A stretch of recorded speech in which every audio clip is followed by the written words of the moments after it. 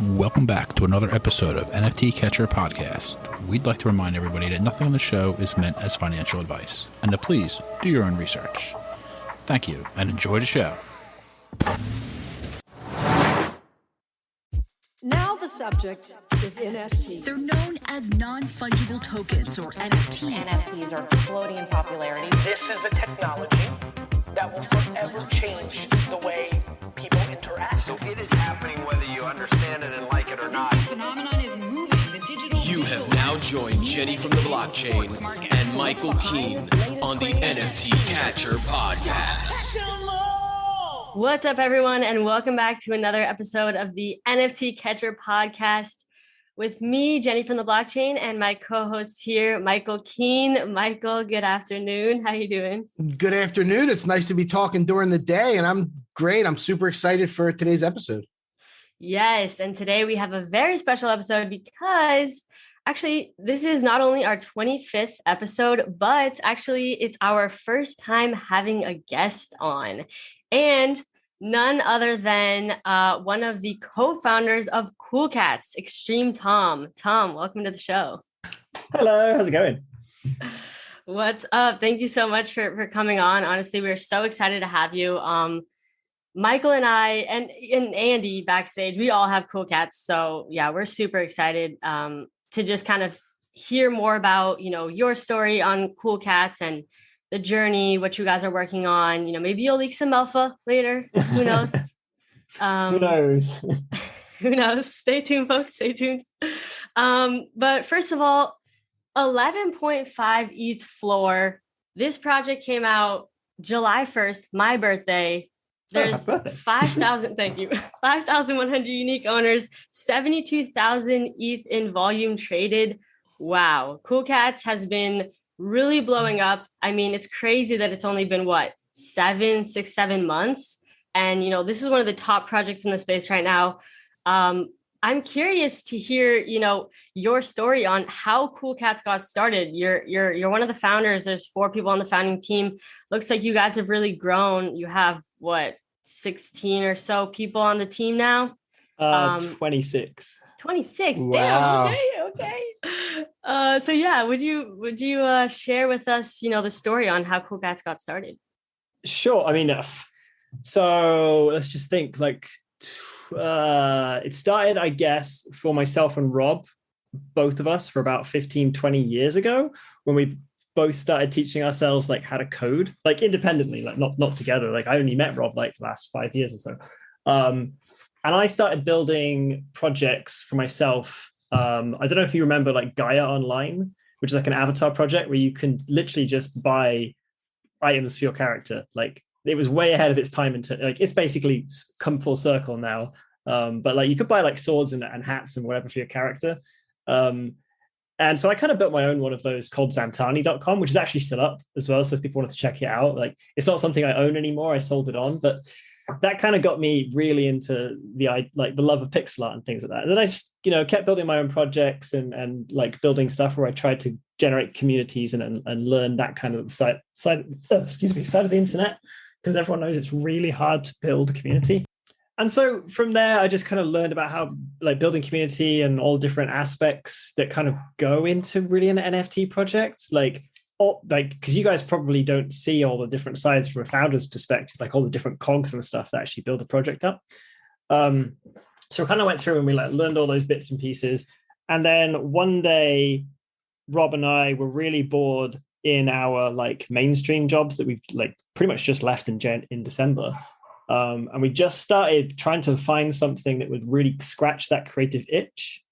And I started looking into NFTs. And my first NFT that I actually bought was Chubbies, because I really liked the pixel art. And then I found out the story behind Chubbies, and that wasn't great. But mad props to Pixel Hans for the artwork, because it's sick. But that really got me into it. And I then started to try and reverse engineer the NFT that I'd bought, because I was really curious how all the different aspects were working. And then it took me a while, actually, because I had a full-time job and I didn't know anything about Solidity. So I was kind of learning all this on the side as well. Then I eventually started figuring out and thought, okay, I'll build my own NFT project, but on the testnet. So I built this thing called Moon Kids, And that's just on Rinkeby. But that taught me a lot. And then I got to a point where I was like, okay, I'm happy now. I think I could probably release a project on the mainnet. So I teamed up with Rob Link, one of the other founders, and we started working on Faticorns. And this is like, they're basically fat unicorns. They're pixelated. They've got little friends. They're all animated and stuff. It's pretty cool. Yeah, I'm actually familiar with that project. With the NFT catcher, we opened, that was back in about probably May, right? Yeah. Yep. Yeah, I remember when that dropped. That's funny that's you. I actually read your Medium articles as well. If anybody hasn't read, you can Google Cool Cats xtremetom, and his Medium articles come up. They're really good. I'll let you keep telling your story, but the Faticorns was that was a fun one. We were into that and all looking at it with the NFT catcher. Yeah, it's cool. It's interesting that people actually look at it. I didn't even realize. So we actually launched that, and we ended up with one sale when we launched that, and that was to Shamdu, and he bought one, and then he complained about the gas price, so we shut the whole thing down, and we basically went back to the contract, and we really started looking at optimizing gas. Then we released it again, and it had like this whole massive backstory, and there was loads of stuff planned. It was like a whole thing, and we sold, I think, about 14, and then we kind of thought, well, we put so much effort into this in terms of like the backstory stuff, but no one really cares. So we kind of like paused it. And it was kind of, I think at that time that Klon and Evan came in. They both bought Faticorns, and they'd seen what we built in terms of the website. And they came to us with a project, which isn't Cool Cats, by the way. And they were like, oh, we've got this project, like, but we really need some help, like doing the dev side of stuff. And Rob and I at the time were like absolutely swamped because we were basically trying to go for the third launch of Faticorns, like trying to put all the stuff in that we wanted and just streamline the whole thing after other bits that we'd learned. But we felt really sorry for Klon and Evan because they had like the art and stuff they wanted to do, but they had no idea how to get to the finish line. And we took I think it was like a 90-minute meeting or something, like a long meeting. Like I was talking them through like NFTs, like all the stuff you need to aim for in this. And in the end, they were just like, oh, can you guys help us out? Like maybe build the website. And we felt sorry for them. And Rob is a bit of a demon when it comes to web building. And he just smashed out their design in like an hour and it was done, basically. And they were like, wow. And then I said to them, like, guys, you guys got the art side, we got the dev side. Why don't we actually just join forces and release a collaborative NFT together? Because we were getting really slowed down by the art side of things on like in terms of like designing websites for Faticorns. And they were like, don't know, maybe there's kind of a lot of umming and ahhing. And then eventually they came back and were like, okay, yeah, we've got this blue cat that we could use. Like, what do you guys think? And we're like, yeah, let's do it. So like that was how Cool Cats like kind of started. Wow. Dang. And yeah, so just to introduce some of the people that you were talking about here. So Klon is the artist behind Cool Cats. Yeah. Your name, xtremetom, you're one of the developers. And then who is Evan or who Evan. is Link? Who's Link? Link's the Frog King. The Frog King. Yeah, okay. Linkoid's one of the other founders. He does a lot of the kind of like front end stuff with React, and Evan is mostly like marketing and branding. Okay, cool. All right, yeah. I just wanted to clear that up. So you guys started, working on Cool Cats together, and when you launched, or when you started working on it, like, did you think that it was gonna be like, a big thing, or were you like, oh, maybe we'll just launch this and see what happens? No, like legit, Link and I were like, oh yeah, let's just see if we can do a collab with these guys because we want to get more eyes on Faticorns. So we're like, oh, another NFT project might bring a few more people in, and it's just like it just snowballed, and Faticorns ended up like we still have Faticorns we could potentially launch at some point, but it's like 99% done. But yeah, the idea was that just a side project. So. Yeah, it's actually an amazing story how that came together. Would you give us a little insight maybe on, because a lot of us remember I actually minted 5 Cool Cats, and we'll go through the story, but obviously sold them too early like I do most things. But I minted 5 of them. I have one again now. But so I remember when it was happening, I think the on sale actually kind of stalled out a little bit, and then you guys lowered the price. And I forget if you maybe even gave the people that purchased at the higher price something else. And then from there, obviously, it just caught fire. It sold out, and the rest is history. A lot of the influencers and everybody that was buying them, and now it's literally one of the top few NFT projects out there. One of the best communities and like amazing stuff going on. So, is it possible to maybe tell us how that went down a little bit? Were you guys worried? Do you like, we gotta? How did that happen? Where you lowered the price and that kind of thing? We kind of like looked around at other NFT projects. We're like, okay, we can see projects are like launching with like 1,000 like Twitter followers, maybe like 500 in their Discord, and they're doing all right. They're like selling out in like a few weeks, something like that. We're like, okay, that's fine. That seems like a nice steady pace. Like we can go for that. So we kind of got to that stage. We're like, yeah, okay, it's launch time now. And just for context, I hate working with the front end, like React and stuff like that. That's all Linkoid. And the time that we launched, Link was on holiday. So we kind of got to this point when we launched, like the price was 0.06. And like a few, we had quite a nice number of sales initially, but it definitely started to plateau.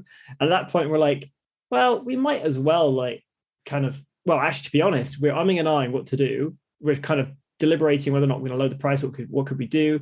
And then a few people came into the Discord and say, guys, if you just lower the price, you'll definitely be a sellout. And we're not greedy or anything. So we're just like, okay, no worries. So I had to jump into the front end, lower the price on the web code that incidentally I'd never really looked at. So I was like stressing like crazy trying to get all that in place. And then I also lowered the price obviously on the contract. And then we lowered it to 0.02. We started selling really, really fast because obviously people started sharing that on Twitter, and a load of whales came in and bought a load. But the one thing I was really scared of when all those sales are coming through, because as I said, I'm not really a front end guy, I was really worried that the sales wouldn't be reflected from my tracking system to the front end to disable the sales button. So we had a counter on the website was showing us like how many cats are left. And I didn't know if that was going to disable or not. And obviously it's really bad if it doesn't disable because people are going to keep trying to do transactions. It's going to look really bad. Like it's going to look really terrible because, we all know how many bad drops there've been. Of course. We didn't want to be one of those. So I logged into the server on the back end and I had a kill command in ready to just completely destroy the entire server, like shut it down. So that wouldn't happen. And I was watching the numbers go down and I had my finger over the enter button because it was like at 10. I was like, oh, do I press it? Because I know there'd be like a bit of a lull between what's showing on the website versus like blockchain activity. But as soon as it hit 0, the button grayed out and I was like, yes. Nice. That's hilarious. Nice. Yeah. Yeah, and congratulations, like the success that you guys have had. It's not easy. Like kind of the easy part, you'll probably agree. We've said this a few times, is the sellout. You can sell out a project, but then to have it be this successful afterward is really where the hard work comes in. But you guys have done almost $250 million now in secondary. That's insane. Like that is insane, right? Yeah, it's. I just did the math before we came on, and it was whatever it is, 73,000 ETH. Yeah, that's crazy. I'll be honest, I don't track the stats because the only numbers I'm really worried about are the holders happy? Yeah, awesome. And 5,100 holders is a great number. Yeah, that's cool. Yeah, man. Amazing. Yeah, I remember when, so I had mentioned earlier, it was minting on my birthday, July 1st. And I had gone to LA and I was like, hanging out with friends. I'm like, I'm not going to do any NFT stuff today. And it was like, of course it's the day freaking Cool Cats. Right. I'm like, what's this? But my friend, shout out to Ray, one of my coworkers at Evaluate Market, he actually minted one for me and sent it to me for my birthday, nice. Which I then later paper handed for 0.44 ETH. And he ended up paper handing a lot of his too. And and then I immediately kind of regretted it because I honestly thought that I was like, I was trying to time the local top and thought I could buy in for cheaper and then hold on to one for longer. Yeah, that literally did not happen. And the price kept going up. And so I kept just like watching it for weeks and just kind of monitoring the price, trying to like get in at a good price point. And finally I decided, all right, I'll just buy in at 0.69. And I've been holding on to my Cool Cat ever since. I was going to say, which cat have you got? So it's a lady cat with a beard, and she has like a flower in her hair, and she has like a yellow shirt. Okay, I was just trying to see if I could see it like based on the sorry. Let me see. I have it on my pinned tweet right now. I could check it out. And I've just been diamond handing it, I guess. But I don't like the beard. I kind of want to remove the beard. Oh, nice. But I can't really do anything about the beard, so it's just there. But yeah, and Michael, what's you have a cool cat too? Yeah, I have a cool cat. Mine is number 3325. Two like gold piercings in the ears, the blue like Komodo robe. Very cool, nice and chill. Very cool. Yeah, it's very cool. Yeah, he's just, he's a cool cat. When I picked mine, I didn't just buy the cheapest. I looked for one that I thought was kind of, just that I liked. You bought it on air. Yeah, I bought it on air, nice. Tom. Yeah, we were. So I like I said earlier, I actually minted 5 of them and sold them all way too cheap. I don't even remember how cheap. I'm kind of famous for doing that. And but I always knew it was really good. And then it starts going up and up. I think, Jennifer, when you bought yours, didn't it like shoot up right away?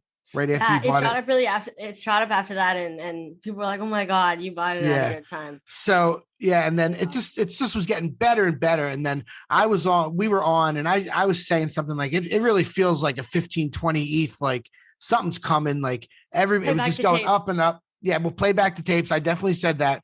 And then so I bought it for 9 ETH, and this was right before like everyone was pouring the milk on their head when it got to 10, if you remember that, like and I think it shot up to like 15. I'm not even sure if you watch it that closely, but that run had it go up, and then it went all the way down to like 6, and then it started coming all the way back up.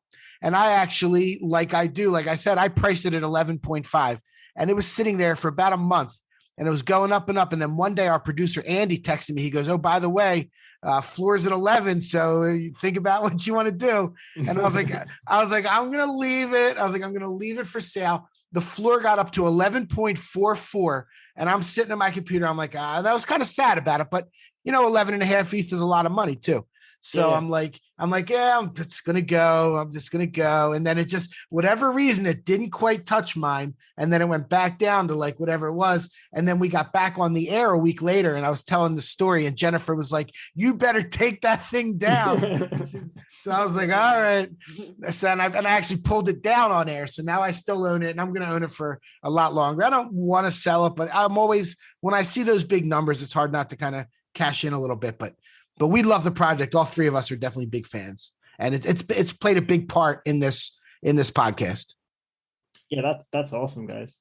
Yeah, we talk about it a lot on the podcast, and like, but Michael's right. It's like it's hard to like just hold on to something without thinking about selling it and stuff. Even if you're really attached to it, it's like it's definitely challenging. I mean, it's crazy when you look in your wallet and you've got a cool cat, and you're like, that could buy a car. I know, right? Isn't it? Yeah. I really want to see someone get their phone and literally walk into a BMW dealership or like some kind of like, I don't know, Ferrari dealership and be like, "I will swap you that for that." Yeah.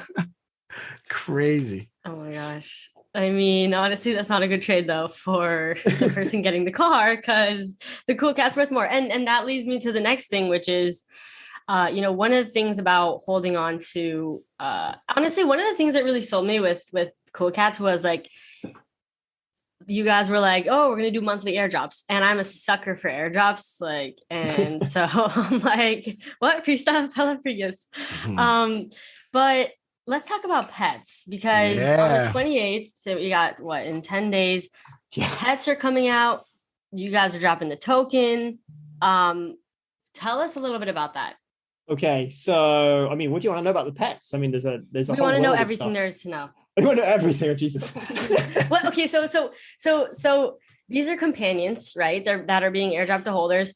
What is kind of like the purpose, I guess, of these pets? Okay, so I mean, it's no secret that we are kind of building out a battling system. There's like, we've been talking about that. It's hinted on the website in the beta, and it's been seen on Twitter and stuff. So that's no secret. So there's definitely that side of things.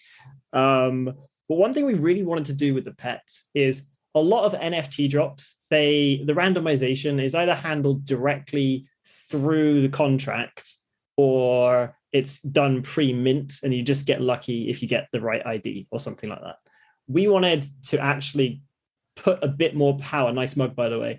We wanted to put a bit more power into the Cool minters' hands. So we created this NFT, the pets. You get an egg. So when you actually get your pet originally, it's an egg. And then you have to interact with it.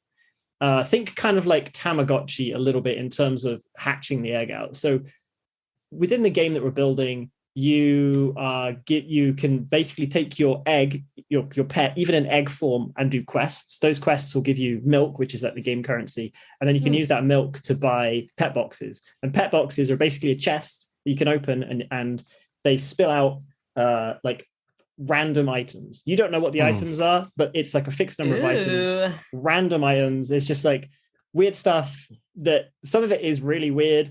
Like a broken spring bed, like a terrarium, like butterflies, like just weird stuff. And you basically can interact with your pet with these. And remember, your pet at this point is an egg. And the items that you give your pet, the egg, basically build up an affinity to an element as you give more items. So the example I always give is you open your loot box, your pet box, and you get Red Hot Chili Peppers. And Red Hot Chili Peppers are like, in your mind, it's easy to think fire. So if you only ever fed your egg, your pet, Red Hot Chili Peppers, you'd expect your affinity to be to fire. And that will be the case, by the way, there are no Red Hot Chili Peppers in the game, because I always give this example. So over time, as you're giving these items, you're basically increasing the level of fire within your pet. So when it eventually hatches, it will be a fire pet. But you could also do it like you could give it some water or soup or like other items. So you might have a red ball, and the red ball might have like 2 fire points to it, like an earth point. And so all these items have got points depending of the elements. And as you give them, you're building these points up. So whatever is the highest point value for an element at the point of your hatching, which is determined by the number of items you give your pet, that's what your pet will hatch out as. Okay. Sorry, wow. I'm just wondering, why would you? Okay, so if you're like, okay, I really want to hatch like an earth one or whatever. Yeah.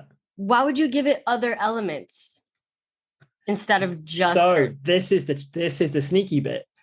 You don't, as a user, you don't know what the elements are that are within an item. We give the items like a label, like excited or like depressed is one of them, like fun or silly, and based on the interactions that you see other users doing and things that you kind of think in your head, okay, a flaming donut. I imagine a flaming donut is a fire element.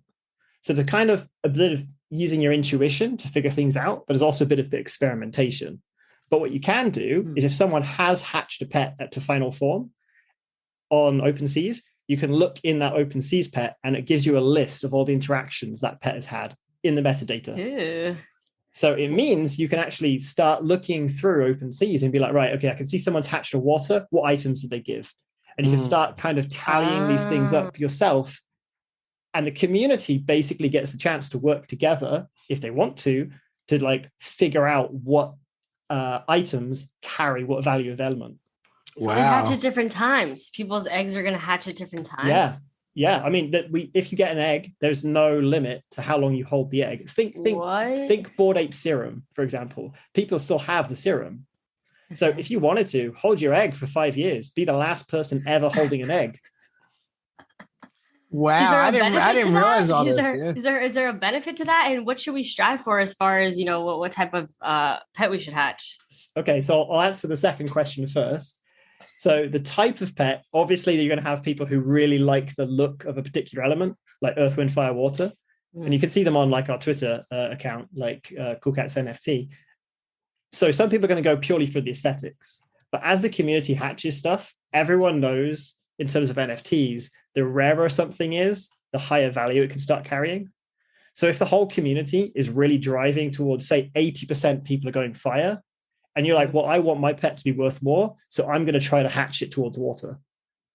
So you control somewhat the rarity. But a key point is, if you hatch 2 pets of the same element, they will not look the same. They will look different. there's 144 plus million combinations of pets that can be hatched. Damn. Wow. So is there an advantage to playing more and being more involved to getting a more, like, how do you get a more rare pet? So it is kind of a bit of luck of the draw, but like I said, you do have control over the element. Okay. So you have control of the element, but not the assets within the element. So for example, you might get a fire pet that has a flame on its head.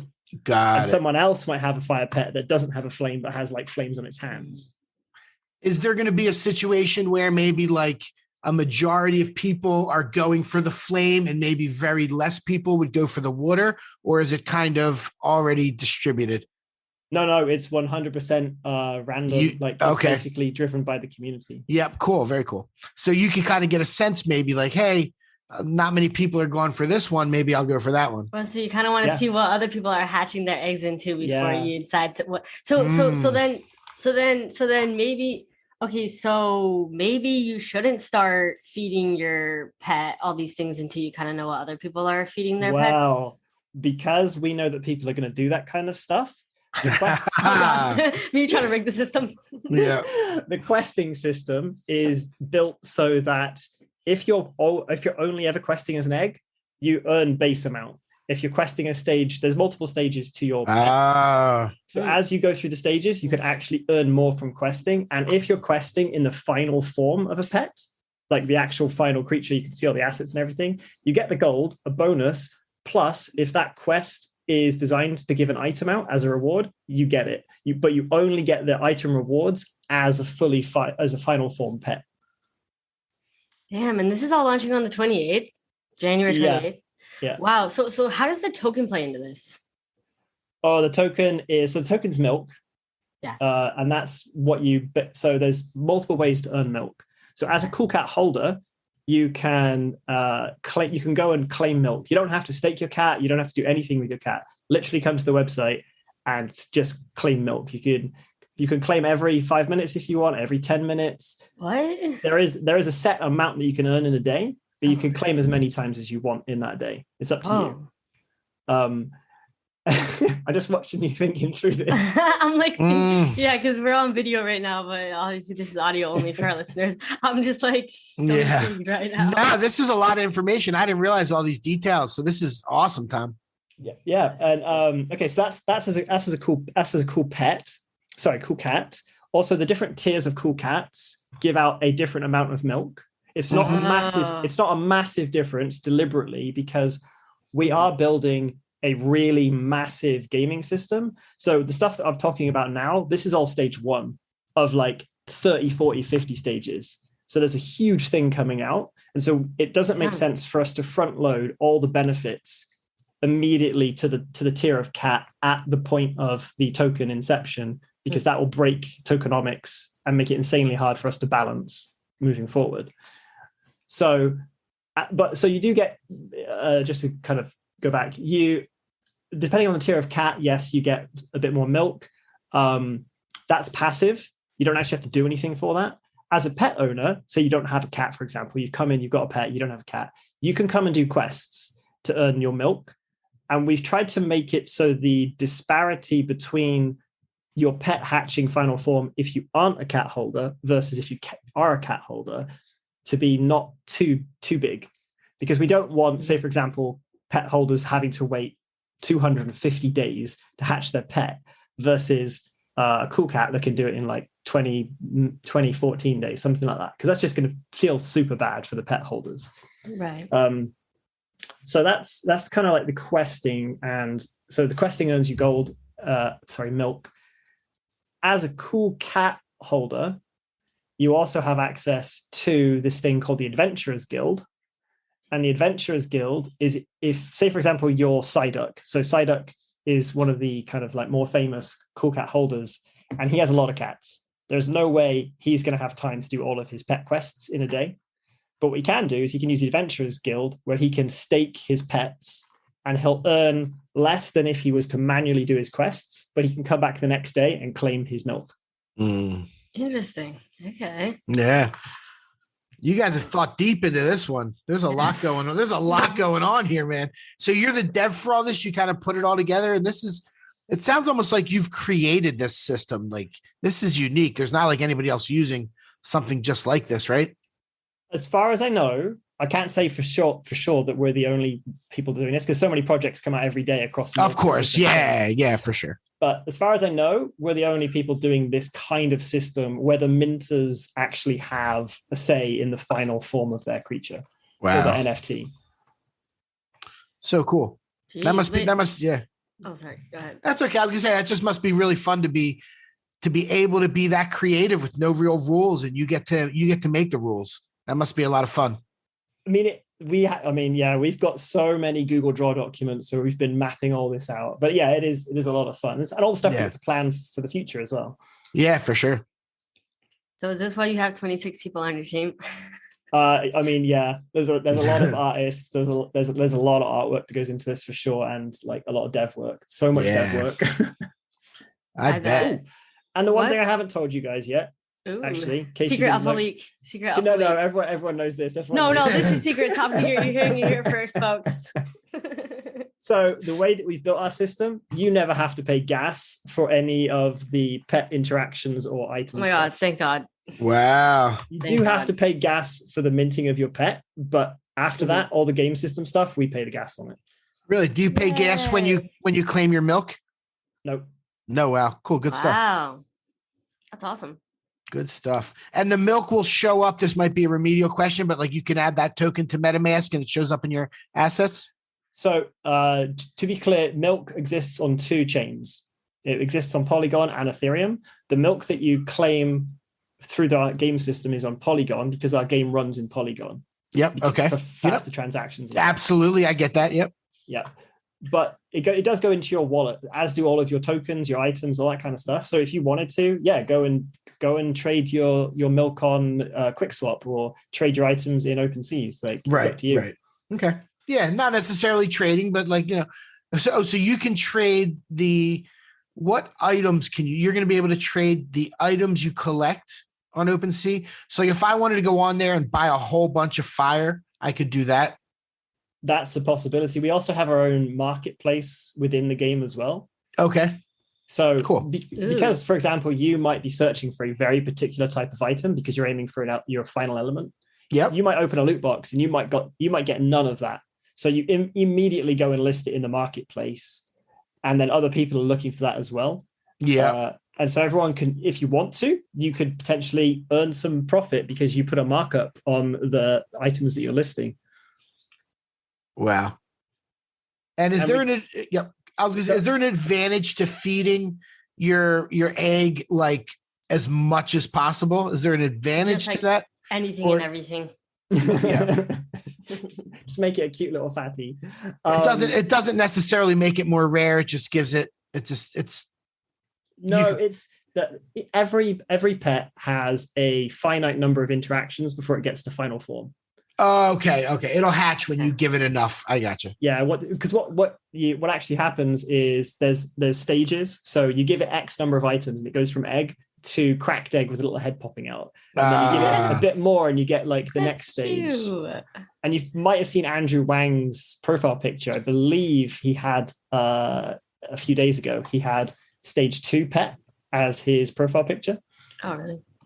Which is kind of like a little bald thing. It's a little bit beige and cute. I missed it. I just see his upside down cool guy right now. Yeah, Andrew Wang. He's probably one of the most, how do I say this? Not most famous person with a cool cat, but the most like they literally got their fame and notoriety through having one of the rarest cool cats and going all in and literally like just buying it, for a lot at the time, but now it's worth a lot more. And now he's, diamond handing it. Yeah. I mean, Andrew's awesome. I think he bought his cat for 5 ETH. Yeah. Wow. So yeah.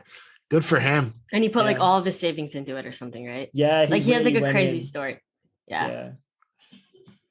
So can you tell us a little bit about the paper cats? Like what are paper cats and what's happening with that? Okay. So we realized that NFTs, they're hard. Like even if you know the space, it's so easy to get like scammed, and there's just so much information that you need to consume to be safe in the space, or even just to even use the space.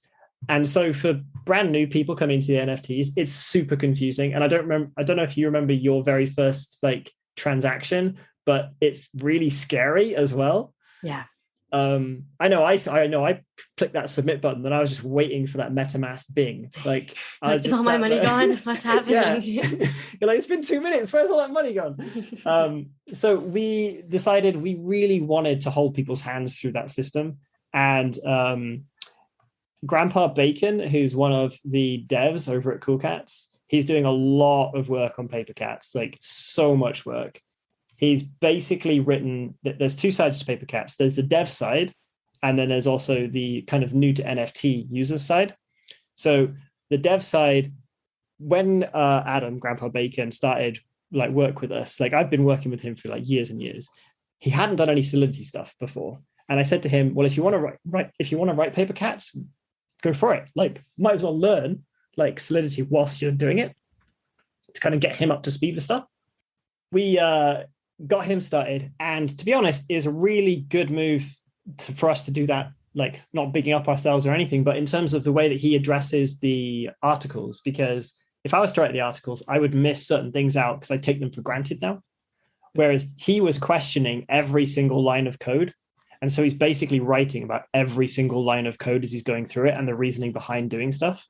So there are literally tens of thousands of words written like through all these tutorials on like building out your own NFT from scratch.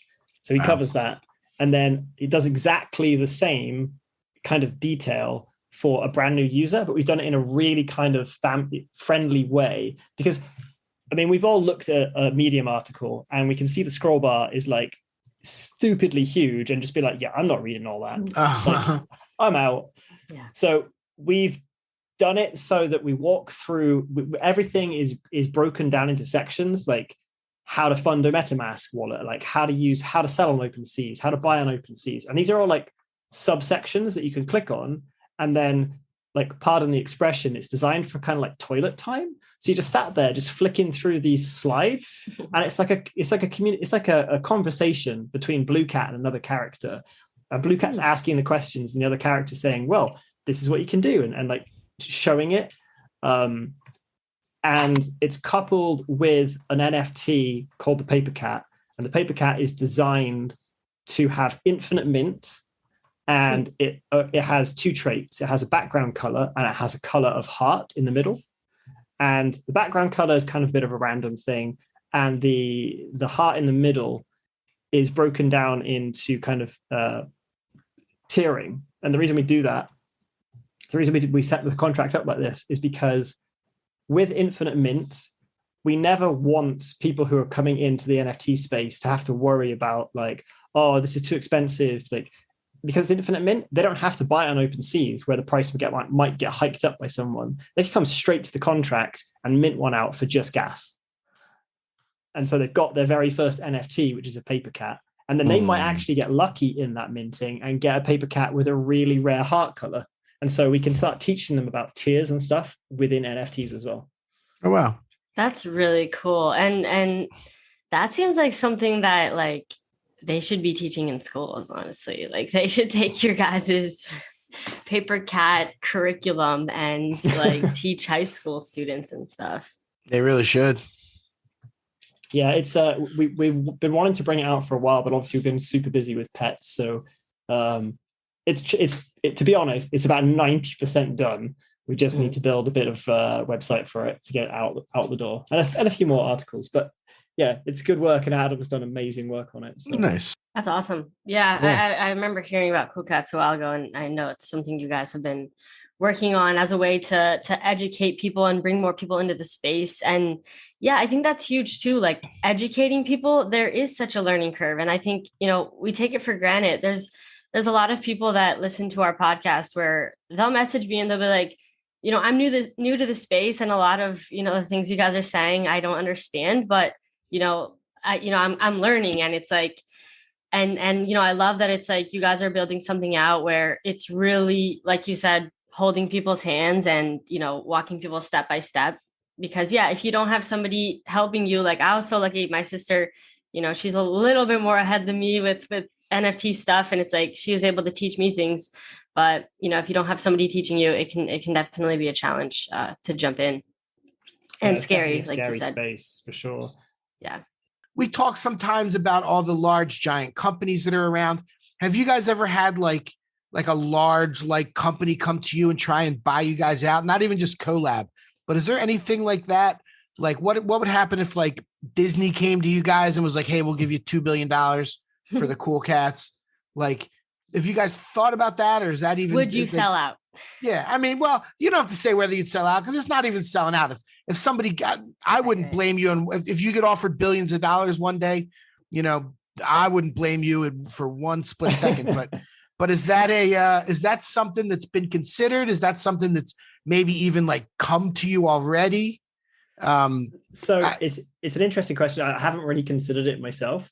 I will tell you that through Twitter, LinkedIn, and Discord, I get contacted by some of the biggest companies in the world. Not to buy us necessarily. Yeah, sure. But like consultation work and things like that, because they're looking to get in the space, and they want to know how we got our community and all that kind of stuff. So, I mean, big companies are 100% sniffing around. Yeah. It's kind of crazy, some of the people that I've been talking to. But in terms of if someone offered to buy us out for X billion or whatever, I think, to be honest, I would think, firstly, can they do right by the holders? Yeah. Like, are they just going to flip the project and just turn it into this massive cash cow and walk away? Like, if that ever became a question that I thought, yes, they do that, then heck no, I wouldn't sell to them. No, yeah. If they can provide us with some insane talent to help build out things maybe faster or even better, and like add additional scope to the project to add more value, potentially. Like, I just want to build something amazing. And yeah, there's just so many ways to get to that endpoint. What do you guys want to build? What's your like dream? What do you envision? Like a movie, TV show? Like what, when you say build something, obviously, yeah. What do you envision for the future? What's your ideal looking Cool Cats? Next 5, next 10 years. I'm not going to say like if any of this is already in production or not, but I will say like my dream for the project itself. So I would love to build a fully functional kind of MMORPG style like gaming system, giving you guys tons and tons of like gameplay options to play however you want. Like doing a film would be amazing. I know Colin would lose his mind if like Cool Cats could come out as like a film or a TV series or a cartoon series or anything like that. So Cool Cats theme park, why not? Go Disney. Wow, yeah. Hey. And you're based in the UK, right? Is that what you said? Yeah, I am, yeah. Cool. Were you at NFT.nyc? I guess I kind of doubt it since being international. No, okay. I was still stuck in the UK. Yeah, Andy and I went to the Cool Cats party together, and Klon was there like doing art with a bunch of people, and they were like, somebody would draw like a dinosaur, and then he would put a bunch of like Cool Cats tattoos all over it. It was kind of a neat little scene. They were like sitting in the circle on the floor. That was really cool to be part of that. Yeah, that's really that's awesome. The kind of thing that we want to do with like Cool Cats is not necessarily, I mean, you see some of the other NFTs like throwing like really big like parties and like things like that. I know Colin really likes the more kind of collaborative spaces where people can actually talk to each other and hear each other and actually work on something like fun, like a bit of artwork or whatever. And it's a safe place to just bring anybody of any age. Mm-hmm. I know that's what, his vision for that kind of stuff. Cool. So as far as if somebody doesn't have a Cool Cat, but now they're like, dang, now I really freaking want a Cool Cat, but they're like 50K or whatever. The pets are like the next thing, right? But you can only get a pet if you're whitelisted. So, okay, this is a weird thing that the community's basically asked for, which is, we love the idea of the whitelisting because it's allowed us to like collaborate with loads of other projects that you've probably seen, like different people offering Cool Cat whitelists. So that's one way. I think most of those whitelists are now taken. You might get lucky and find them around, but you'll have to do a bit of hunting. That's not all of them. There is another amount that I believe we're still going to be dropping to people in like Cool Cats Discord and Twitter and like community members. So there's going to be an amount there as well. And because the community asked for it, there will be a public sale, which hopefully won't turn into an insane gas war. Yeah, right. Right. Yeah, I know, right? Yeah. But I mean, people have been DMing me asking, can you please at least allow some amount for a public sale? Or like, I mean, it's gonna be a gas war. You sure you want that? Like, yeah, let's do it. I'm like, okay, fine, we'll do a few. Like, it's not gonna be a huge quantity. Like 1,000 or something.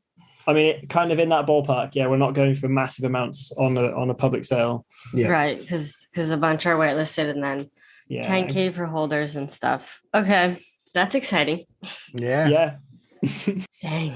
Now I got to think about what I want to build up my. Which element should we go for? Tom, come on, tell us. Which element should we go for? I mean, there's gonna be advantages to having different elements within the game. Like further down the line. So you might end up with a particular event or quest or something that really favors a fire pet or a water pet or an earth pet or an air pet. Like each pet's going to come into its own. I like kind of like the white ones and the green ones. Yeah. I guess that's the air and the earth. Yeah, the air and the earth. My favorite's got to be the water because they just have a little rubber ducky sometimes, maybe. Yeah. The water one, the one you guys show with the portal.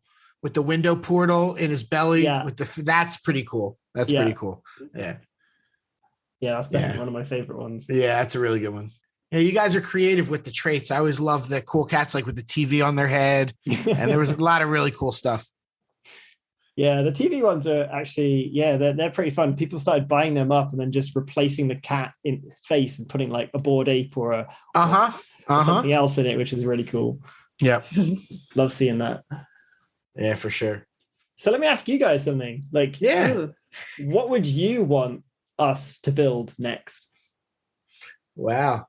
I mean, for me, like when you said game, like I love blockchain games, so I'm all about that. And yeah, for me, a game, which is what you're already building. So like, that's my answer. Okay, game wise, like what kind of stuff do you normally gravitate towards? I really like strategy card games. But obviously, Cool Cats, like it would probably be different. But I mean, I used to play a lot of like Sims and stuff, like just walking around and like doing different things. Like, I don't know, that sounds fun, like questing and stuff, like where you just go around like and just maybe there's little challenges that you can complete. I think you're gonna like some of the later stages that we're building out. Ooh, okay. No alpha. Alpha leak. I think you'll enjoy some of the later stages that are coming out. Yeah, for sure.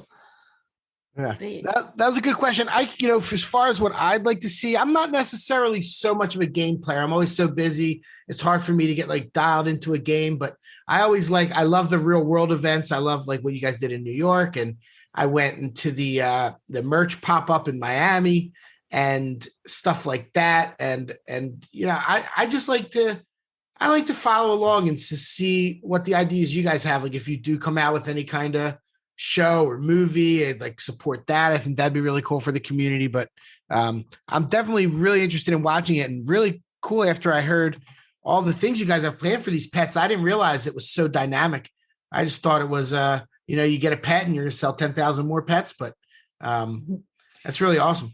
That's why we brought Tom on the show, honestly, because it's like, okay, some of these projects that, we've been talking about in a lot of our episodes, we don't know everything. We're only two people. Like, I feel like I barely know anything, even though, I'm sure I know a solid amount. It's like being able to kind of deep dive into some of the projects that, personally we own and we're also, always talking about.